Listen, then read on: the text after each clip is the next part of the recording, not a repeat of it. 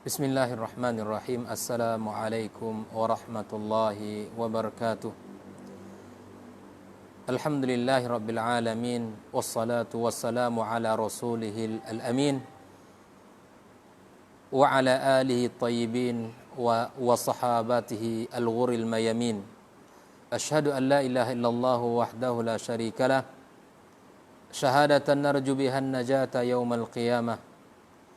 Wa asyhadu anna Muhammadan abduhu wa rasuluh alladzi ballagha ar-risalah wa adda al-amanah wa nasaha al-ummah wa jahada fillahi haqqa jihadih fa salawatu rabbih wa salamu alayhi. Ya ayyuhalladzina amanu ittaqullaha haqqa tuqatih wa la tamutunna illa wa antum muslimun. Ya ayyuhalladzina amanu ittaqullaha wa qulu qawlan sadida yuslih lakum a'malakum wa yaghfir lakum dhunubakum wa may yuti'illaha wa rasulahu faqad faza fawzan 'azima. Amma ba'd, ikhwatal iman, hafizakumullah wa ra'akum. Alhamdulillah, bersyukur kita kepada Allah tabaraka wa taala, kembali pada sore ini kita dipertemukan dalam kajian sirah sahabat Nabi alaihi salatu wassalam, belajar dari orang-orang baik, belajar dari orang mulia, dengan harapan kita bisa meniru dan mencontoh mereka di dalam kehidupan dan mengabdikan diri mereka kepada Allah Azza wa Jalla. Mereka telah mendapatkan kebaikan mendampingi Rasulullah sallallahu alaihi wasallam di dalam berdakwah dan berjihad.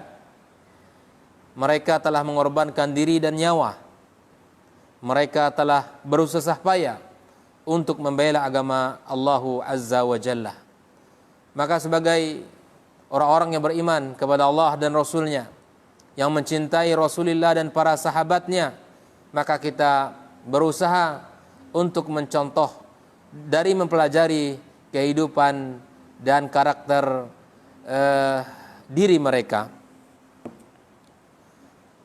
Kemudian kita berselawat kepada Rasulullah sallallahu alaihi wasallam.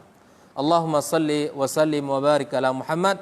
Semoga kita mendapatkan syafaatnya pada yaumil mahsyar, pada hari kiamat kelak, di mana pada saat itu kita sangat membutuhkan pertolongan dan perlindungan dari Allah Azza wa Jalla, dan sangat membutuhkan syafaat dari baginda alaihi salatu wassalam.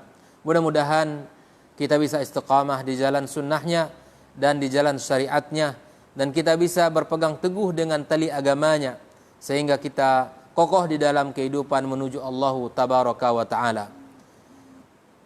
Saudara-saudari ikhwatul iman, kaum muslimin, kaum muslimat dimanapun berada, sore ini kita akan mempelajari sedikit dari kehidupan Utsman ibnu Affan radhiyallahu ta'ala anhu.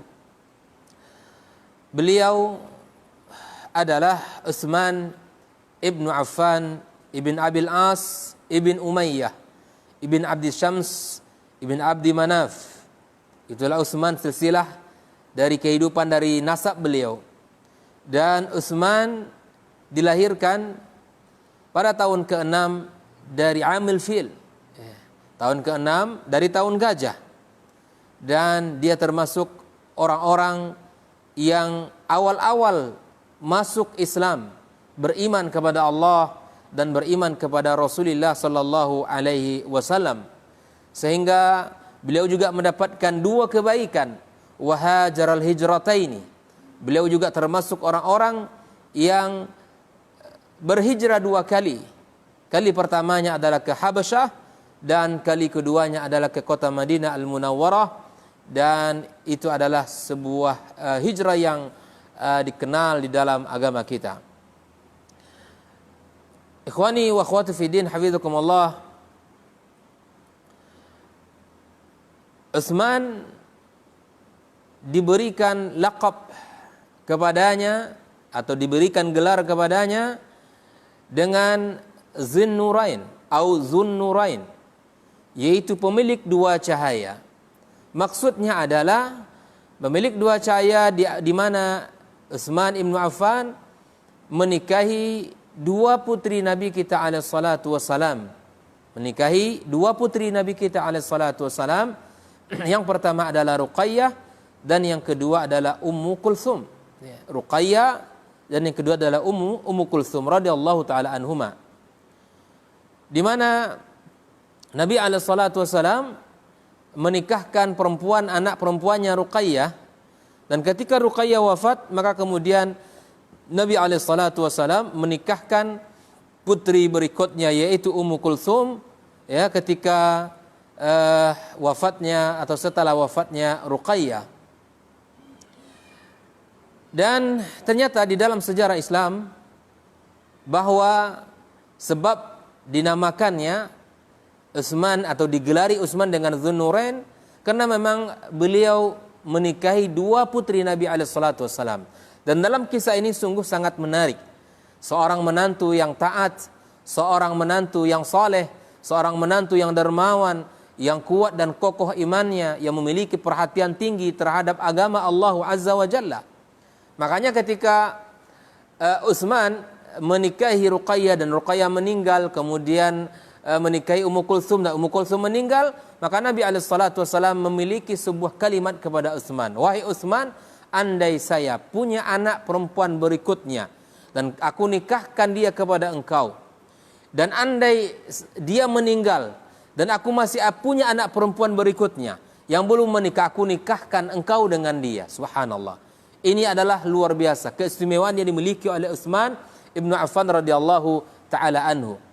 Seorang laki-laki dan seorang yang berjiwa besar dan memiliki semangat di dalam berjihad di dalam agama Allah Azza wa Jalla. Ya. Makanya Nabi alaihi wasallam melihat bahwa Utsman adalah menantu yang ideal. Utsman laki-laki yang sempurna di dalam kebaikan. Laki-laki yang sungguh sangat maksimal di dalam memanfaatkan hartanya. Karena Utsman termasuk sahabat Nabi yang kaya raya. Utsman termasuk sahabat Nabi yang memiliki harta. Dan harta yang dimiliki oleh beliau tidak menghalanginya untuk berjuang di dalam agama Allah Azza wa Jalla. Bahkan beliau habiskan hartanya untuk membela agama Allah Azza wa Jalla.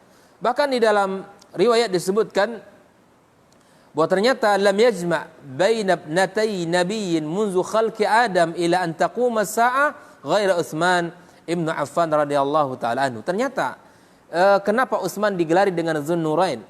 Dan di dalam sejarah perjalanan sejarah para nabi dari Adam alaihissalam sampai hari kiamat kelak tidak ada orang yang menikahi dua putri Nabi ya kecuali Utsman ibnu Affan radhiyallahu taala anhu.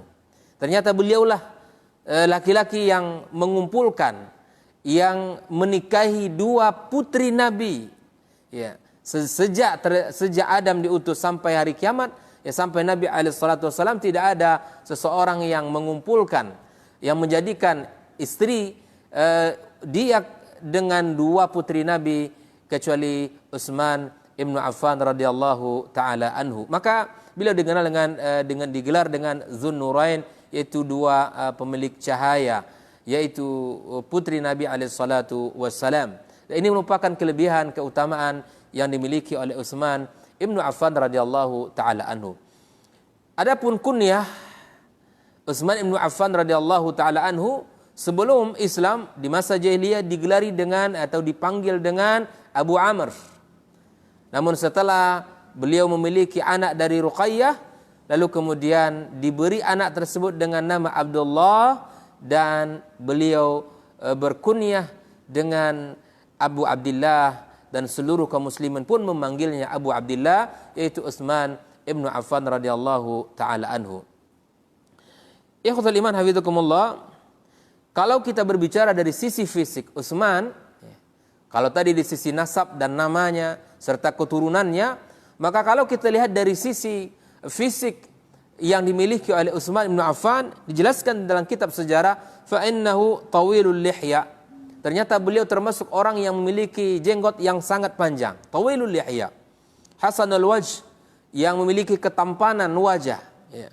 Wa min ajmalin nas, dan dia tergolong kepada orang-orang yang memiliki ketampanan, ya, dari sisi wajah. Inilah Utsman ibn Affan radhiyallahu taala anhu. Dan dijelaskan juga bahwa kana radhiyallahu taala anhu laisa bil qasiri wala bil tawil. Dari sisi paras fisiknya bahwa fisiknya tidak terlalu tinggi dan juga tidak terlalu pendek. Dari fisiknya, ya, tubuh dia tidak terlalu tinggi dan juga tidak terlalu pendek.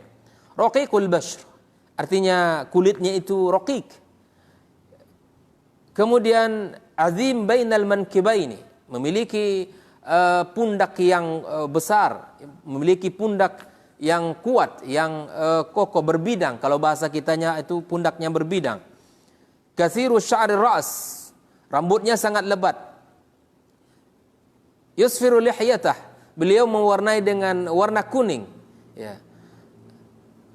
Kemudian tawilu zira'ain, memiliki zira' yang sangat panjang, dan memiliki ketampanan serta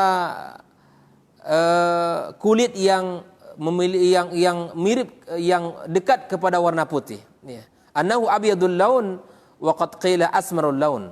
Ada dua riwayat mengatakan bahwa beliau memiliki kulit yang putih, yang kedua adalah asmar. Namun yang rajih menurut ahli siyar adalah bahwa kulit Utsman bin Affan radhiyallahu taala anhu adalah berwarna putih. Mudah-mudahan Allah azza wa jalla mengumpulkan kita bersamanya nanti di hari kiamat kelak. Kita akan tahu seperti apa wajahnya Utsman bin Affan radhiyallahu taala anhu. Nah, aslama qadiman, di depan saya sudah katakan bahwa dia termasuk orang-orang yang memeluk Islam di awal-awal. Orang-orang yang memasuki agama Allah, percaya dan beriman kepada Allah dan memeluk Islam ini di awal-awal, ya. Dan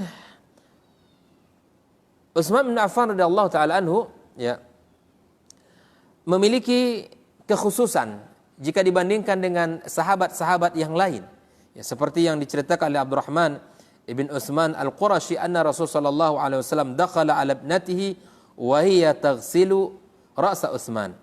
Kita lihat bagaimana perilaku dan bagaimana istrinya memperlakukan Utsman radhiyallahu taala an dengan sangat mulia sekali. Ketika itu Rasulullah sallallahu alaihi wasallam, ya, mendatangi anak perempuannya, dan sedangkan anak perempuannya sedang mencuci kepalanya Utsman. Ya Rabb, ini merupakan keharmonisan kehidupan rumah tangga yang baik, di mana tidak hanya secara formal tetapi ditunjukkan secara cinta nyata, di mana seorang istri mencucikan kepala suami. Ini bukanlah perkara yang ringan, dan ini adalah hal yang sangat indah untuk dipraktekkan dalam kehidupan rumah tangga. Ya, sebagian orang di dalam rumah tangga hanya sebutan nama saja suami istri, namun keakraban tidak hadir, kelemah lembutan tidak hadir, dan lain sebagainya. Dan di sini ditunjukkan oleh istri Utsman dengan kelemah lembutan, dengan kasih sayang dan perhatian yang tinggi. Wahai para ummahat, ya, berhati-hatilah, ya, marilah kita belajar daripada istri para sahabat, bagaimana mereka memperlakukan suami mereka dengan memuliakan, dengan menghormati mereka, dengan mengagungkan mereka. Faqala ya bunayya ahsini ila abi Abdillah fa innahu asbah bi khulqa. Inilah keutamaan kelebihan daripada Utsman, ya, bahwa ketika Rasulullah sallallahu alaihi wasallam melihat anaknya sedang mencucikan, membersihkan kepala suaminya, maka Rasulullah SAW sebagai sang ayah memberikan nasihat kepada anak perempuannya agar berbuat baik, agar memuliakan suaminya, ya, agar menghormati suaminya. Ini hal yang pantas untuk kita lakukan hari ini, wahai para orang tua, kepada anak perempuannya, memberikan nasihat kepada anak perempuannya agar mereka menghormati suami, agar mereka menyayangi suami, memuliakan suaminya, bukan sebaliknya memanti api permusuhan, bukan sebaliknya merendahkan wibawa atau kehormatan suaminya depan anaknya. Maka sebagai lisan, orang tua harus memiliki lisan yang baik, nasihat yang baik diberikan kepada anak, agar anak kita taat kepada suaminya, agar anak kita patuh kepada suaminya, agar anak kita mengagungkan suaminya.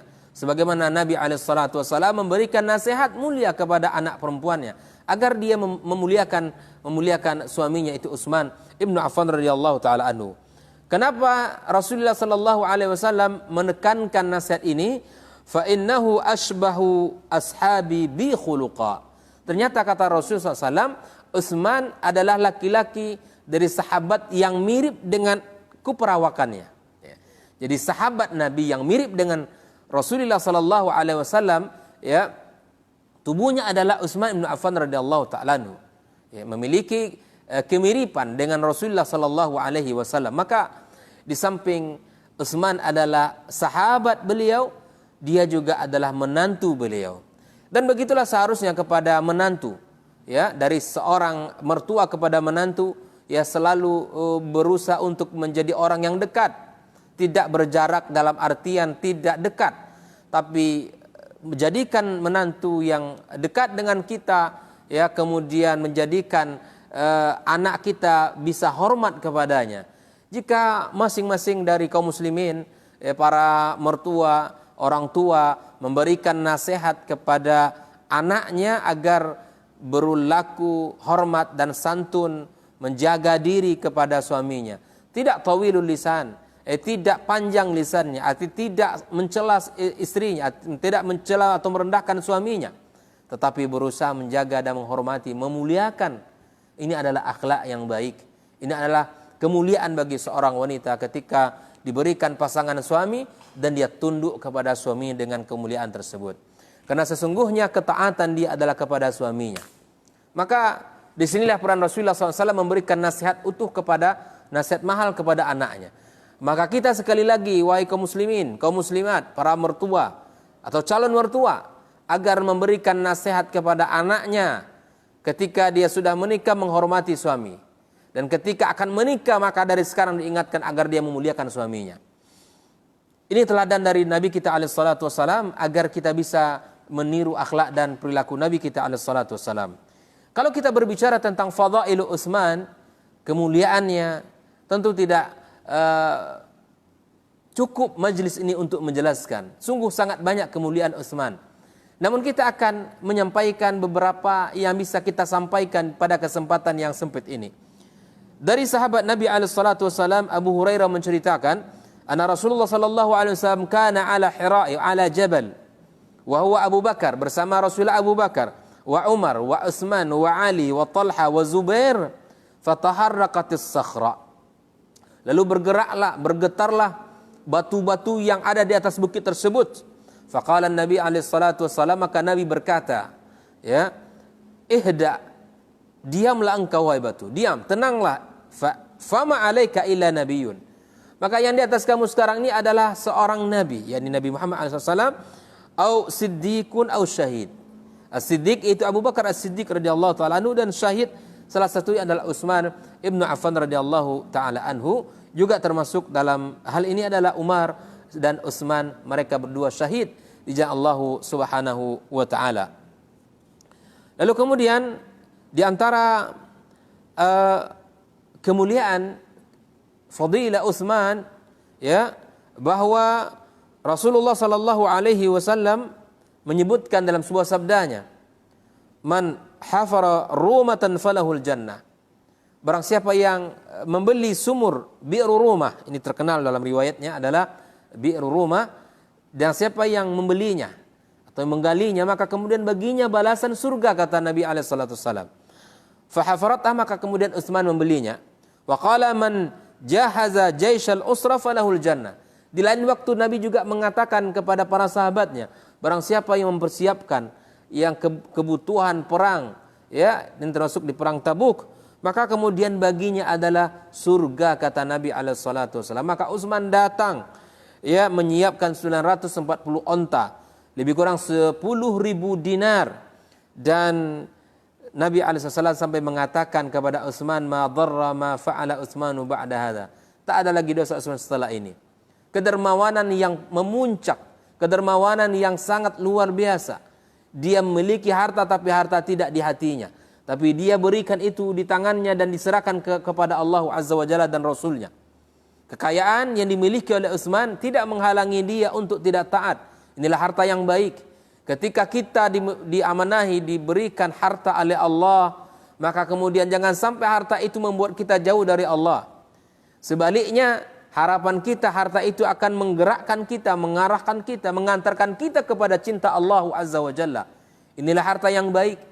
Utsman telah mencontohkan itu, keteladanan itu kepada kita semuanya. Makanya Bi'ru Rumah dibeli oleh Utsman. Kemudian dia menyiapkan Jaisul Usrah dengan segala kebutuhan dan perlengkapan yang sangat layak untuk pertempuran. Makanya Utsman digelari dengan laki-laki yang sungguh dermawan dan sangat luar biasa di dalam menginfakkan hartanya. Ya. Kemudian di dalam kelebihan Utsman, ya, maka Utsman sungguh terjaga kesucian dirinya. Orang baik sejak zaman masa jahiliyah. Dia tidak terkontaminasi, dia tidak tercemari oleh buruknya lingkungan dan pergaulan, oleh perzinahan yang merajalela, oleh khamar yang menjadi kebiasaan, dan perempuan yang menjadi teman dekat dan sebagai hiburan. Utsman sungguh jauh dari perilaku ini.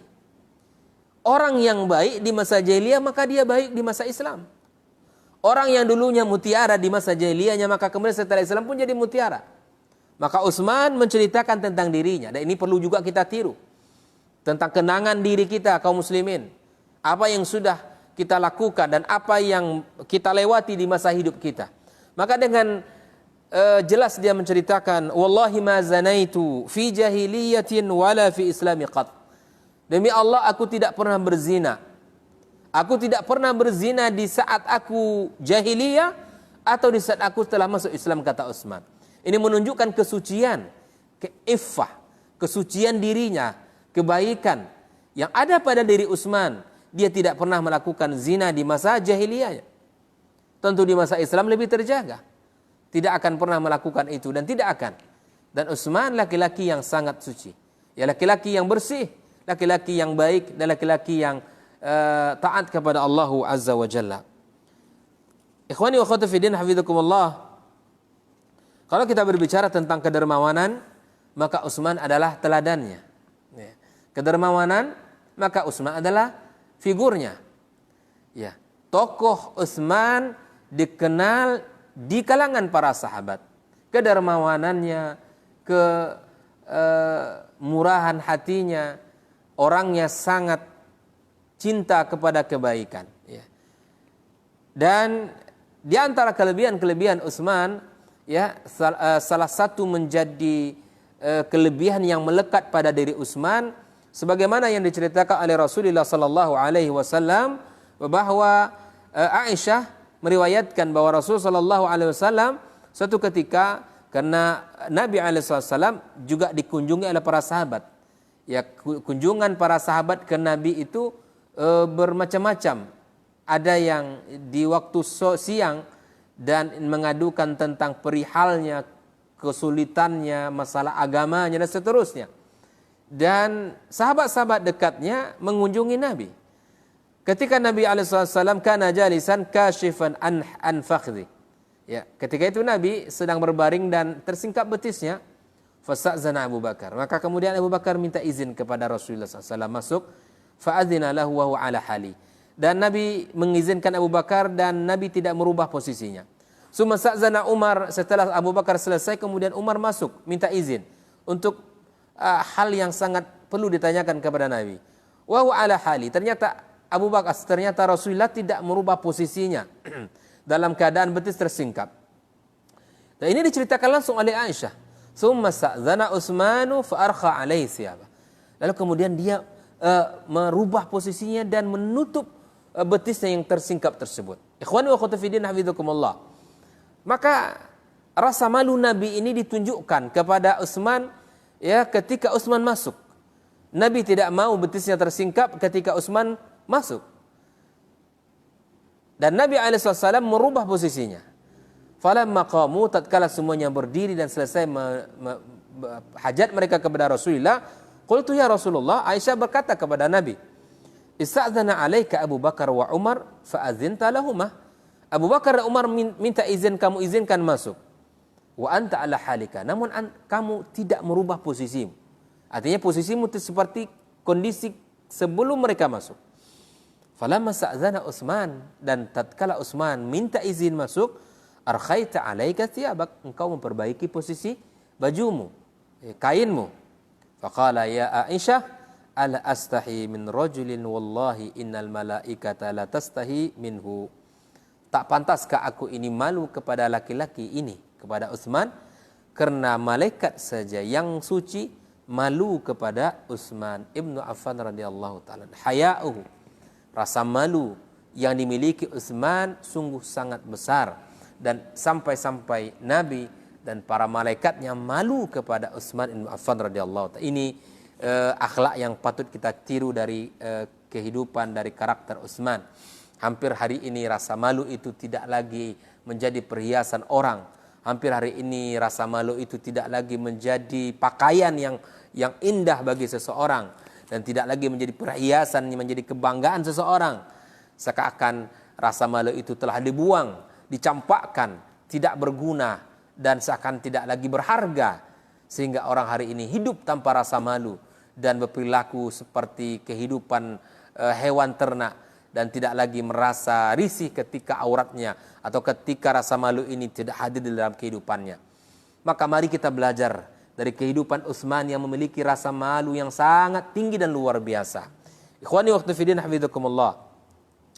Maka qultu al-malaikatu tastahi min Utsman, malaikat malu dari Utsman. Ini Aisyah bertanya radhiyallahu taala an, wan nabi alaihi salatu wassalam yastahi min, malaikat malu dari Utsman dan Nabi juga malu dari Utsman.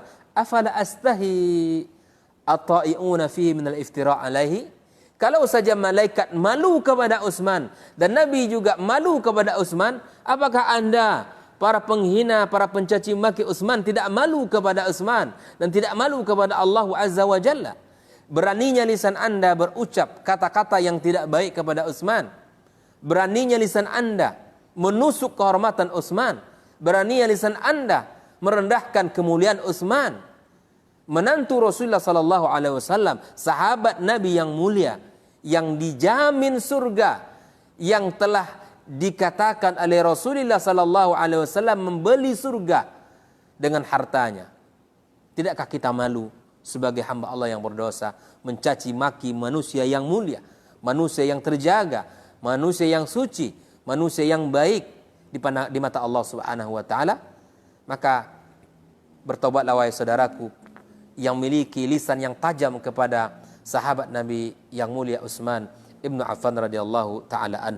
Wa anil Hasan menceritakan rahimallahu taala, wa dzakara Utsman radhiyallahu taala an wa shiddat haya'i, rasa malu yang sangat luar biasa. Qala in kana la yakunu fil baiti wal babu alaihi mughlaq fama yad'anhu thawb liyafidu alaihi alma yamna'ul haya ay yuqima salbu. Ya Allah, ketika pintu rumah tertutup, kemudian baju senantiasa menutupinya, maka ketika dia mandi tidak akan membuka bajunya karena malu terhadap tulang punggungnya yang tidak mau kelihatan. Ya Allah, wama ahwajuna, alangkah butuhnya kita belajar dari Utsman tentang rasa malu ini, tentang akhlak yang mulia ini yang dimiliki oleh Utsman ibnu Affan radhiyallahu taala anhu. Ikhwani wa akhwati fiddin, hafizakumullah, saudara-saudariku seiman, seaqidah dimanapun berada, maka itulah sisi daripada rasa malu, akhlak mulia yang dimiliki oleh Utsman. Nah, kalau kita berbicara dari sisi yang lain, ibadahnya kepada Allah, maka dia adalah sebagai tauladan bagi kita.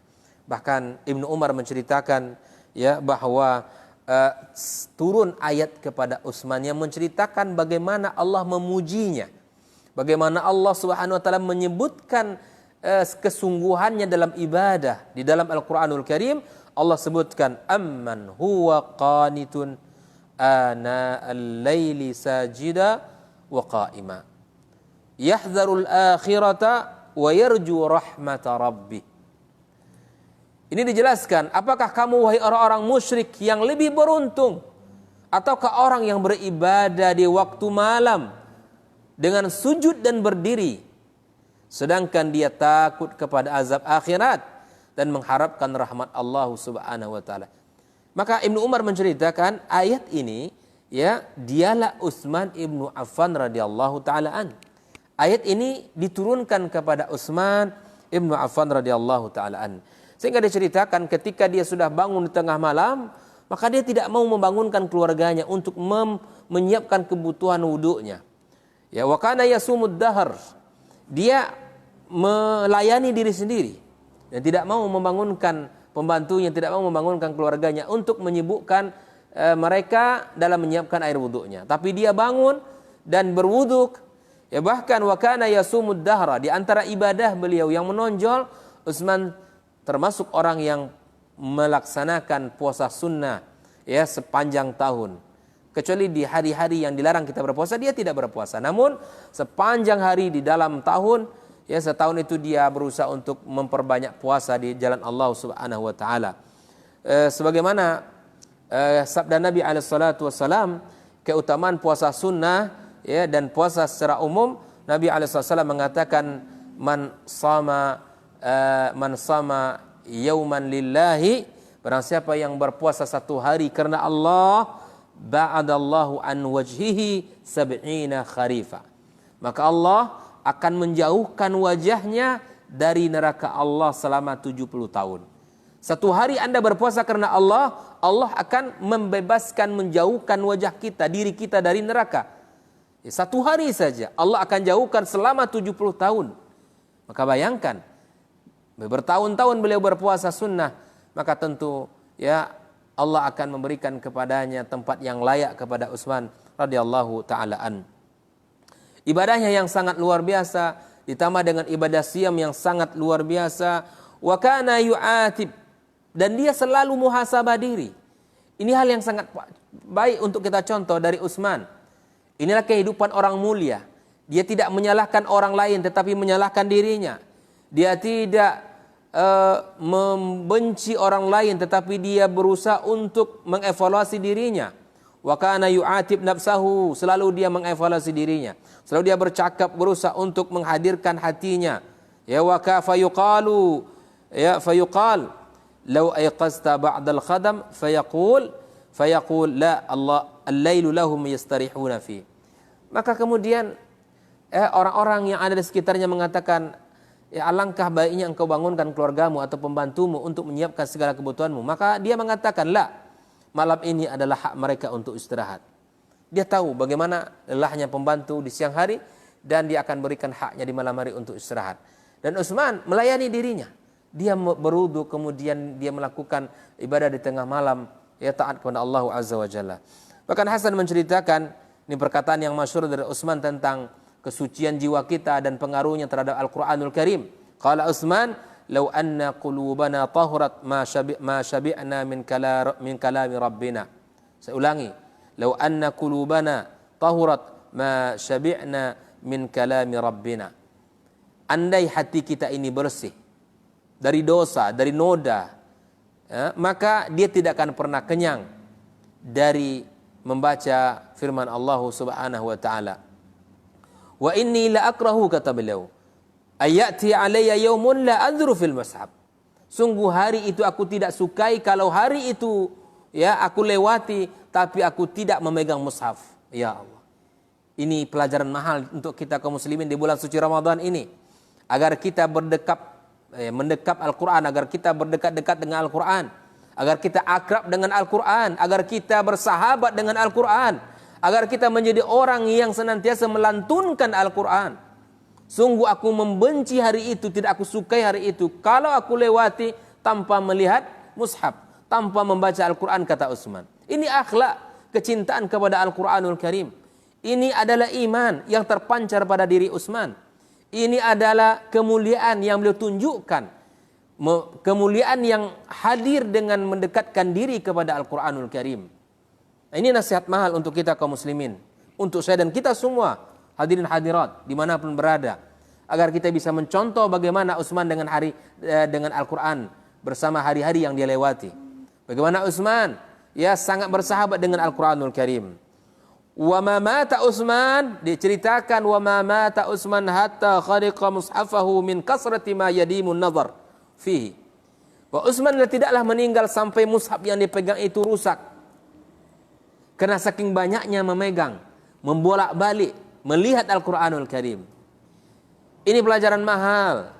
Andai di rumah kita, anak kita, Quran yang dipegangnya karena dibacanya, kemudian dibolak-baliknya sampai robek, sampai berubah warnanya, nggak ada masalah.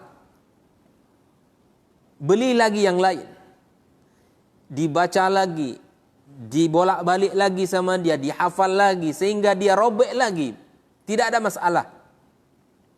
Belikan Quran baru untuk anak kita. Yang menjadi masalah adalah ketika Anda beli Quran, warnanya dari tahun kemarin sampai tahun ini adalah tidak ada berubah.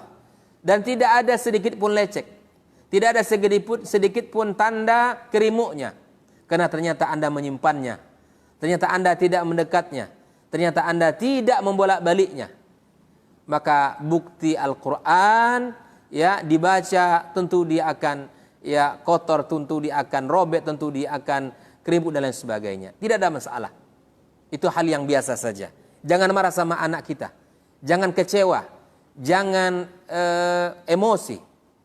Karena dia dekat dengan Al-Quran, itu akan menjadikan dirinya mulia. Jangan marah kepada mereka. Kalau mereka sering baca Al-Quran, sering membolak oleh Quran sehingga Al-Quran itu robek, itu hal yang biasa. Dan itu adalah hal yang biasa saja. Dan jagalah mereka agar jadikanlah mereka terus kebanggaan. Dan apabila anak kita meminta untuk dibelikan Al-Quran, maka belikan Al-Quran. Kemarin beli Al-Quran ada robek, belikan, enggak ada masalah, karena yang diminta itu adalah kitab Allah. Dan Utsman mencontohkan kepada kita bahwa beliau tidaklah meninggal dan kecuali mushaf itu rusak karena seringnya dibaca dan seringnya dibolak-balik. Inilah perkataan ulama salaf kita bahwa kalamus salaf qalilun wa naf'uhu katsiran. Perkataannya sedikit tapi maknanya sangat dalam dan sangat berfaedah sekali. Dan wa qutila radhiyallahu taala anhu wal mushaf fi hijri, ya Rabb. Ketika Utsman dibunuh dan Al-Quran berada dalam pangkuannya. Al-Quran berada dalam dekapan Utsman ibn Affan radhiyallahu taala anhu. Wa qala Anas wa Muhammad ibn Sirin qalat imra'atu Utsman yaumud dar, istri beliau menceritakan pada hari dia dibunuh, uqtuluhu aw da'uhu fa wallahi laqad kana yuhyil laila bil Qur'an fi raq'ah. Allahu akbar.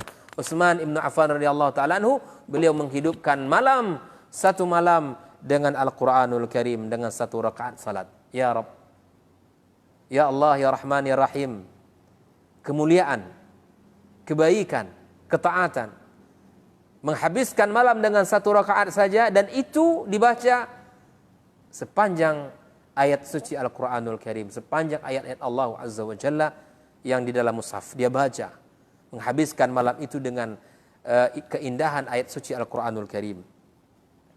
Ikhwani wa akhwati fi din hafizakumullah, itu ibadahnya adalah figur dan tauladan bagi kita. Adapun rasa takut, karena takut itu merupakan bagian dari iman, dan karena rasa takut akan melahirkan amal, maka kita lihat bagaimana rasa takut yang dimiliki oleh Utsman.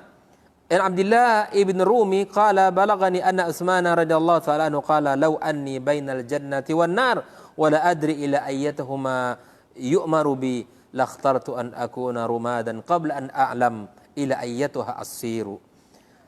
Andai saja aku berada di antara surga dan neraka dan aku tidak tahu kemana aku diperintahkan, maka di saat itu aku merasa dulu ketika di dunia agar menjadi tanah saja sampai aku mengetahui kemana aku diperintahkan untuk masuk. Ini sebuah aplikasi iman dalam kehidupan. Ungkapan ini lahir tentu karena iman. Ungkapan ini lahir karena cerminan keimanan yang dalam. Sehingga rasa takut itu membawakan buah amal. Rasa takut itu membuahkan manisnya iman dalam kehidupan kita. Wa kana Utsman, ini kebiasaan Utsman, idza waqafa ala qabrin yabki hatta yabilla lihyatuh. Kalau dia melewati sebuah kuburan maka dia menangis sampai jenggotnya yang panjang itu basah. Faqila lahu, maka dikatakan kepada Utsman, tazkurul jannah wan nar fala tabki. Diingatkan surga neraka kepada kamu, kamu tidak menangis. Wa tazkurul qabr wa tazkurul jannah wan nar, kamu tidak menangis. Ketika kamu bicara neraka surga tidak menangis. Tapi ketika kamu berbicara tentang kubur, kamu menangis. Ada apa wahai Utsman? Faqala sami'tu Nabi SAW yaqulu, aku mendengarkan Nabi berbicara, yaqulu al-qabru awwalu manazil min manazil akhirah. Wa kuburan merupakan awal kehidupan untuk kehidupan akhirat. Fa in naja minhu, kalau dia selamat di alam barzakh, di alam kubur, fama ba'dahu aisar, maka apa yang akan terjadi setelahnya akan lebih mudah. Wa in lam yanju minhu fama ba'dahu ashad. Kalau seandainya dia tidak selamat di alam barzakh, alam kubur, maka tentu akan lebih berat setelahnya. Semoga Allah Azza wa Jalla ya jadikan kita kaum muslimin dan jadikan kita ya umat yang melewati alam barzakh dengan selamat, ya dengan penuh kenikmatan, dengan penuh kebahagiaan, ya karena Allah Azza wa Jalla menjadikan kuburan kita taman daripada taman-taman surganya. Allah jadikan kuburan kita kenikmatan, angin yang bertiup dari surganya, perbandani yang Allah hamparkan dari surganya. Mudah-mudahan Allah jadikan kuburan kita nanti ya dan kuburan kaum muslimin hari ini ya menjadi lapang dan menjadi taman daripada taman-taman surganya. Allah selamatkan kita dari himpitan kuburan, dari himpitan kubur dan dari himpitan lahat yang sangat sempit. Dan mudah-mudahan Allah Azza wa Jalla jadikan kubur kita sepanjang mata memandang, dan di alam barzakh sepanjang kita memandang, bisa memandang sejauh mata memandang, dan Allah jauhkan kita dari himpitan kubur tersebut. Allahumma amin. Ikhwani wa akhwati fi din, hafizakumullah. Maka rasa takut itu menjadikan dirinya melahirkan amal yang sangat kuat dalam kehidupannya. Wa qala sami'tu Nabi SAW yaqulu ma ra'aitu manzaran qad illa wal qabr afza' min. Aku tidak pernah melihat manzar, sebuah pemandangan ya yang paling menakutkan daripada kubur. Jadi marilah kita ketika kita menatap kuburan itu ada hikmah dan pelajaran. Sebagaimana Utsman melihat kuburan itu adalah pelajaran mahal untuk dirinya. Agar kita bangkit dari kelalaian, agar kita bisa semangat beramal, agar kita bisa mendekatkan diri kita kepada Allah Azza wa Jalla. Karena masir kita, ujung dari kehidupan kita adalah seperti itu. Maka jadikanlah hal itu menjadi pelajaran mahal bagi kita. Bukankah Nabi SAW juga mengatakan, kafa bimauti ahadikum mau'idhah, cukuplah kematian dari salah seorang dari saudara kalian itu sebagai pelajaran mahal untuk kita. Ya. Kalau bicara tentang ibadah, rasa takut dan tawadu, Utsman juga figur tauladan kita. Hasan menceritakan, ra'aitu Utsman radhiyallahu taala an naiman fil masjid fi milhafatin laisa haulahu ahad wa huwa amirul mu'minin. Utsman ketika menjadi amirul mu'minin, khalifah, maka dia tidur di masjid tanpa ada alas selimut, dan tidak ada orang yang ada di sekitarnya. Tidak ada pengawal ketat, tidak ada orang-orang yang bersenjata, tidak ada orang-orang yang bodyguard, tetapi beliau sebagai kaum muslimin yang tidur biasa, ya seperti kaum muslimin yang lainnya. Karena manusia yang amanah, manusia yang baik, dijaga Allah Azza wa Jalla. Ikhwani wa akhwati fi din, hafizakumullah. Ya. Kalau kita berbicara tentang kesungguhan Utsman dan keadilan beliau dan kemuliaan beliau, tentu sungguh sangat banyak. Dan salah satu menjadi pelajaran mahal bagi kita di dalam kehidupan Utsman, yaitu tentang perjalanan hidupnya adalah beliau adalah orang yang tajir, yang mana sangat jujur dan sangat bersemangat menatap hidup, bahwa kehidupan ini adalah wasilah untuk akhirat. Semangat di dalam hidup bahwa hidup itu adalah kehidupan untuk wasilah menuju akhirat kelak. Jadi beliau memandang dunia ini tidak seperti kita memandang. Yang menjadikan dunia ini di tangannya, bukan di hatinya. Ya. dan menjadikan dunia ini sebagai batu loncatan untuk kehidupan di akhirat kelak yang abadi. Begitulah Utsman Ibnu Affan radhiyallahu taala anhu. Ikhwani wa akhwati fi din, hafizakumullah. Utsman dalam masa kepemimpinannya ya banyak hal yang dilakukan oleh beliau, banyak hal yang dibuat oleh beliau. Salah satunya adalah mengumpulkan mushaf dan mengumpulkan mushaf dan kemudian dibagi ke seluruh amsar, ya, ke seluruh dunia Islam, dan sunnah jam'ul Quran dirampungi oleh Utsman bin Affan radhiyallahu taala anhu. Maka kemudian Utsman adalah laki-laki yang luar biasa, berjihad dengan diri dan jiwa, dengan jiwa dan harta, dengan keseluruh kemampuan yang dimiliki olehnya. Dan beliau adalah orang yang diberi kabar gembira dengan surga. Bahkan ketika Rasulullah SAW bermimpi dan Abu Bakar dan Umar, mereka mengatakan kepadaku, isbir fa innaka tuftiru indana al-qabilah. Ini adalah ungkapan kepada Utsman, bersabarlah kamu dengan ujian kamu Utsman, sesungguhnya engkau besok ya berbuka di sisi kami nanti di dalam surga. Ini kabar gembira yang Nabi sampaikan kepada Rasulullah sallallahu alaihi wasallam oleh Nabi alaihi kepada Utsman Ibnu Affan radhiyallahu taala anhu. Ikhwani wa akhwati fi din, hafizakumullah. Tentu sangat banyak pelajaran yang bisa kita ambil dari pribadi Utsman, belum lagi ketika Bai'atul Ridwan, kemudian Kitabatul Wahyi, kemudian mengagungkan agama Allah Azza wa Jalla, dan dia juga termasuk prajurit yang tangguh di medan pertempuran, dan dia juga orang dermawan, sosok dermawan yang luar biasa. Ya, kemudian kesabaran beliau di dalam hijrah ke Habasyah dan kesabaran beliau di dalam hijrah ke kota Madinah, dan bagaimana perjuangan beliau di zaman Abu Bakar dan Umar radhiyallahu taala an, ya, membela agama Allah Azza wa Jalla, dan bagaimana saham beliau di dalam perluasan Masjid Nabawi, ya, di masa beliau menjadi seorang khalifah. Ya, tentu ini semua adalah perkara-perkara yang mulia, yang baik, dan semoga Allah Azza wa Jalla ya berikan kepada Utsman Ibnu Affan radhiyallahu taala anhu kebaikan, dan Allah terima seluruh amal dan ketaatannya. Dan ketika beliau menjadi seorang khalifah, lebih kurang usianya adalah 68 tahun, dan Utsman termasuk orang yang usianya panjang jika dibandingkan dengan sahabat-sahabat Nabi yang mulia.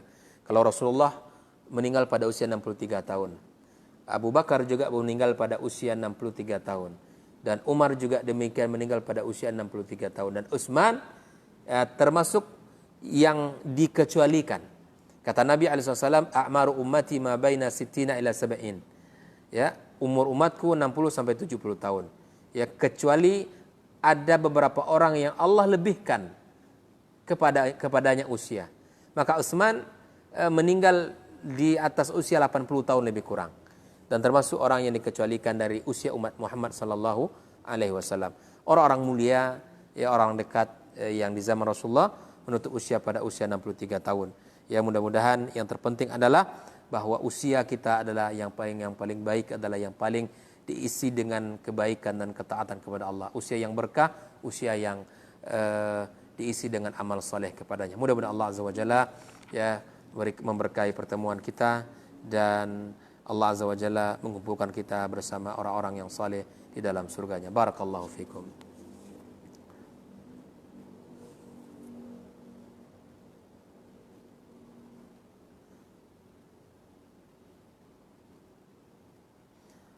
Ada pertanyaan dari ikhwah kita dari Cipta Karya. Bolehkah melukis orang soleh sebagai penghormatan saja dan memajang di kamar agar kita mengingat ketakwaan dan ilmunya? Syukran Ustaz. Akhi fillah, perkara ini adalah perkara yang telah dilakukan oleh orang-orang sebelum kita.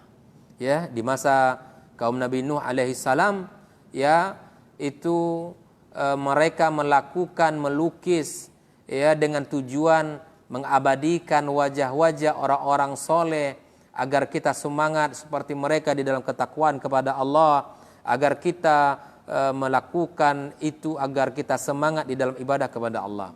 Tahukah kita ujungnya? Tahukah kita akhir dari perbuatan itu adalah menjadikan mereka ya setelah berganti masa generasi, ya setelah berganti generasi dan masa tahun-tahun berikutnya, dan ujung-ujungnya itu menjadi sebuah sebab mereka melakukan kesyirikan kepada Allah Azza wa Jalla.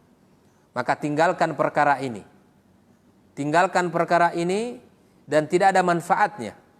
Kalaupun dia orang soleh di masa hidupnya, semoga Allah terima kebaikannya. Dan untuk apa kita melihat ke wajahnya? Agar kita bisa melihat, ketika melihat itu kita semangat? Tidak. Kita semangat karena ilmu yang kita miliki dan iman yang ada. Maka jangan lakukan ini. Ini perkara yang tidak baik. Ini perkara yang mesti kita tinggalkan dalam agama kita. Karena itu akan mengantarkan kepada kesyirikan. Dan mengantarkan kepada perbuatan yang dimurkai Allah Azza wa Jalla. Maka tidak perlu kita melukis wajah-wajah orang soleh, lalu kita tempelkan di kamar kita, di dinding rumah kita. Tidak perlu. Tidak perlu. Karena itu tidak akan mendatangkan kebaikan bagi kita. Kalau dia orang soleh, semoga Allah terima ibadahnya. Tinggal lagi kita menyiapkan diri supaya menjadi orang soleh, dan kalau bisa melebihi dari ibadah dan ketaatan saudara kita atau orang yang kita anggap orang soleh tersebut. Barakallahu fikum. Kemudian, Ustaz, bolehkah memerintahkan istri untuk bercadar? Apakah istri wajib taat atau beralasan belum bisa istiqamah? Mohon nasihatnya. Barakallahu fik akhil karim. Naam, jika kita memandang itu adalah kebaikan bagi istri kita dan keluarga, silakan Anda untuk memerintahkan istri. Ya. Karena sesungguhnya di dalam hukum Islam bahwa cadar adalah sebuah kemuliaan. Kalau ingin memakai cadar itu lebih baik. Dan jika seandainya tidak memilih mazhab yang tidak pakai, insyaallah tidak ada masalah. Namun ketika suami meminta istrinya untuk bercadar, maka kewajiban bagi seorang istri untuk taat kepada perintah suami, kecuali memang ada uzur syar'i. Dan kalau seandainya belum bisa istiqamah, mudah-mudahan ke depan lebih istiqamah dan dikuatkan oleh suami. Inilah pentingnya suami yang berilmu, yang selalu menasihati dan selalu mengingatkan istrinya. Baik. Karena pertanyaannya adalah bahwa dalam ketaatan, perintah suami itu dalam ketaatan. Karena cadar juga merupakan kebaikan, maka tidak ada masalah untuk taat, dan itu merupakan kebaikan bagi seorang istri. Assalamualaikum Ustaz. Waalaikumsalam. Apakah seorang hamba yang pernah terjatuh ke dalam masa jahiliyah, masa kelam dengan melanggar larangan Allah, yakni dilanggar dosa-dosa besar, tidak menjalankan perintah Allah seperti salat fardu, tidak bisa menjadi orang alim yang diberi pemahaman ilmu agama yang baik walaupun dia sudah bertaubat? Jazakallah khairan Ustaz. Ketika masa perjalanan hidup seseorang, akhir rahmat di Rokan Hilir, banyak sejarah bahwa ada masa-masa kelam orang, masa-masa jahiliyah yang tidak kenal dengan ajaran, yang tidak kenal dengan syariat, yang tidak dekat dengan agama Allah Azza wa Jalla. Maka ketika kita sudah mendapatkan hidayah, mengenal dengan sunnah, mengenal ajaran Allah, ajaran Islam dengan baik dan benar, maka berusaha untuk istiqamah di jalannya. Berusaha untuk baik dan terus berusaha untuk menjadi orang baik.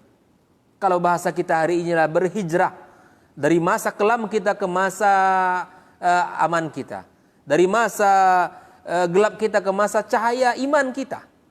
Adapun masa lampau kita, ya, kita bertaubat kepada Allah yang pertama. Yang kedua, kita minta ampun kepadanya. Yang ketiga, kita berazam untuk tidak mengulanginya. Ya.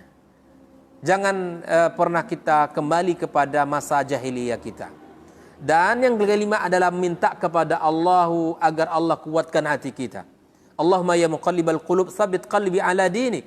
Allahumma ya musarrifal qulub sarrif qulubi ala ta'atik.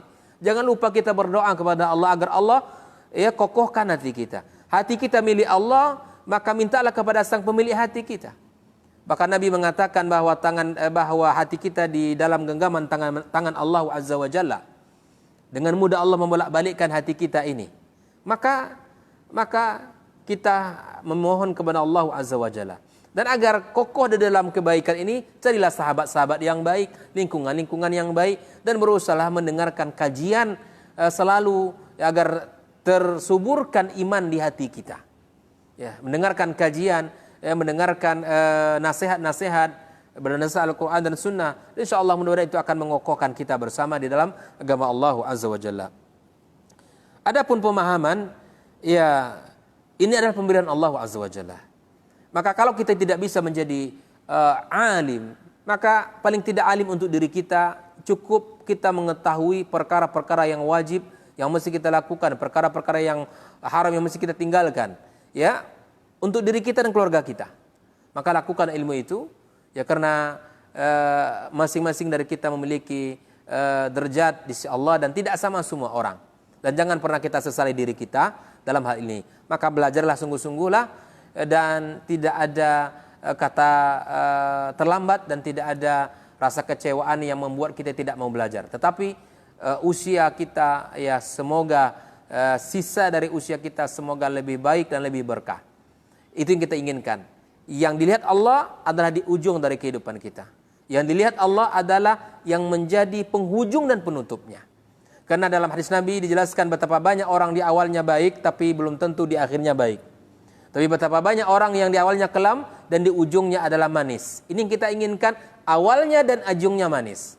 Awalnya dan ujungnya manis. Dan inilah yang akan mendapatkan kebaikan di sisi Allah Azza wa Jalla. Barakallahu fikum. Assalamualaikum Ustaz. Waalaikumsalam warahmatullahi wabarakatuh. Umi Nisa, di keseharian ana sempatkan untuk membaca kalamullah. Alhamdulillah. Bila sedang di rumah ana sengaja membaca di depan anak juga suami agar mereka tergerak untuk mencintai Al-Quran. Alhamdulillah. Ini sebuah hal yang positif. Semoga Allah kuatkan Umi ukhti An-Nisa untuk mengokohkan dan mencontohkan ini. Terkadang ana suruh mereka duduk, tapi perlahan-lahan mereka pergi menghindari ana satu persatu. Apa yang harus ana lakukan? Ana siapkan beberapa mushaf dari terjemahan hingga non terjemahan, tapi cuma ana sendiri yang menyentuhnya. Gimana caranya, Ustaz? Ukhti fillah, yang pertama usahanya sudah baik dan itu adalah sebuah awalan yang mudah-mudahan akan memberikan pengaruh. Tidak ada pendidikan yang paling baik yang dicontohkan kepada anak daripada keteladanan. Suami istri membaca Al-Quran, maka harapan anak-anak juga mengikuti Al-Quranul Karim. Karena kesolehan seorang anak akan sangat bergantung kepada kesolehan orang tua.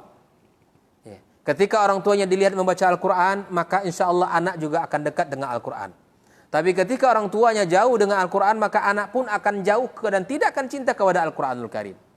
Nah, usahanya sudah baik, namun yang diperlukan adalah satu, sebelum anak-anak ini diperintahkan di dalam bahasa perintah, maka diberikan kepada mereka dulu kecintaan.